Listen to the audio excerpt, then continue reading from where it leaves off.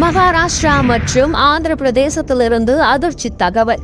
Comfort மற்றும் ஸ்லீப்வெல் போன்ற பதிவு செய்யப்படாத கொசு விரட்டி தூபங்களின் மீது அரசு நடத்திய சோதனைகளில் மிகவும் ஆபத்தான மற்றும் அங்கீகரிக்கப்படாத மெப்பர்ஃப்ளூத்ரின் மற்றும் டைமிஃப்ளூத்ரின் ஆகிய ரசாயனங்கள் பயன்படுத்தப்பட்டிருப்பது கண்டுபிடிக்கப்பட்டுள்ளது.